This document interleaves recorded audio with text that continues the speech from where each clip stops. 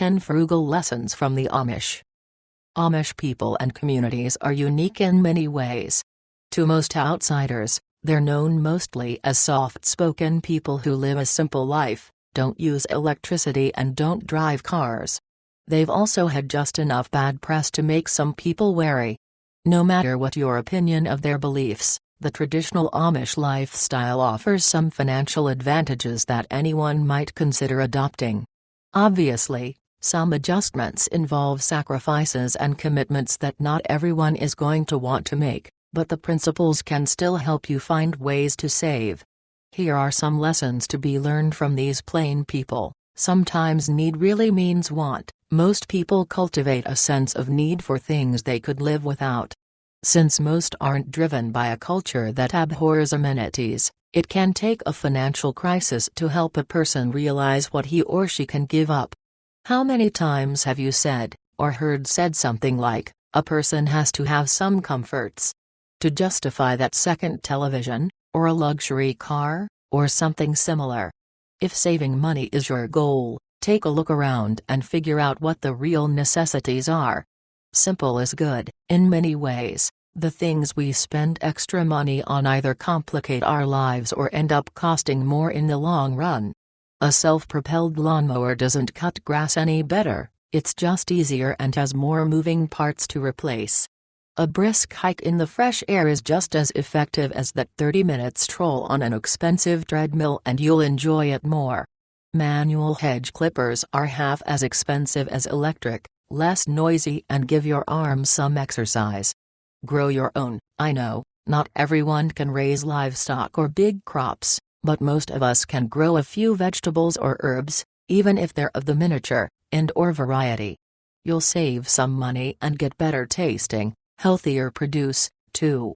Many hands make light work, and less expense. When big projects arise in an Amish community, family and neighbors pitch in to get it done.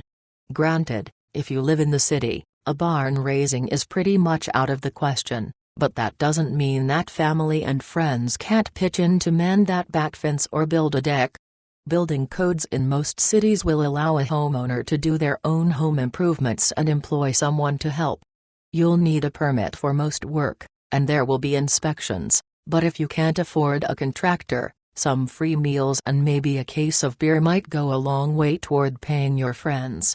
Craftsmanship isn't about expensive tools. The reputation of Amish woodworkers is based on attention to detail, patience, and secrets handed down through generations. Many of their tools are handmade. You're probably wondering what that has to do with saving money. It's simple. Photographers can create awesome images without the top-of-the-line DSLR. Web developers can create great sites without owning the latest computer or software. Whatever you do, don't get caught up in needing the biggest and best. Be the master of the tools you own and save some money. Take care of your tools. Keeping the tools of your trade longer doesn't mean letting them fall apart. Any skilled craftsman knows that without proper maintenance, tools fail. Keeping your equipment in shape means it will perform better, longer. Having to replace them because of premature failure isn't cost-effective. Quality is worth the investment. One of the reasons Amish furniture is in such high demand is that it lasts. Because of the meticulous construction methods and hand-selected materials, many Amish pieces become heirlooms. Sometimes saving money means paying a little more for something that you're not going to be throwing away soon. Naturally, this applies to much more than furniture. Make the most of resources. To an Amish farmer, a cow is a source of dairy products and fertilizer. A grove of trees can provide building materials, but needs to be managed well, because it also produces game for the dinner table, as well as other natural foods. Crops are rotated carefully to optimize soil condition and help control crop disease.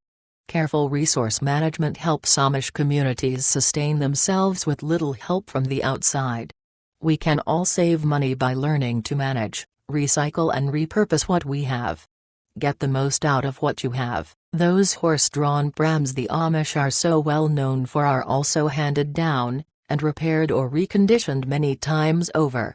So it is with their other possessions.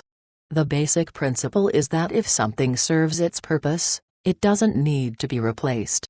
Imagine how much money you can save by keeping your car a few years after it's paid off. How about refinishing the dining table instead of replacing it? Make what you own last a little longer and you'll save. Gifts don't have to break the bank. Traditional Amish gifts for birthdays, etc. are simple, practical items and usually singular. A tool or an item of clothing is typical. While there's no need to adjust your gift giving quite that radically, it wouldn't hurt to consider buying one very thoughtful gift instead of a dozen expensive ones. When it comes to surviving hard times, the Amish have sustained their culture and communities in North America for centuries, while relying mostly on themselves. What better example for those of us trying to provide for ourselves and our families in today's economy?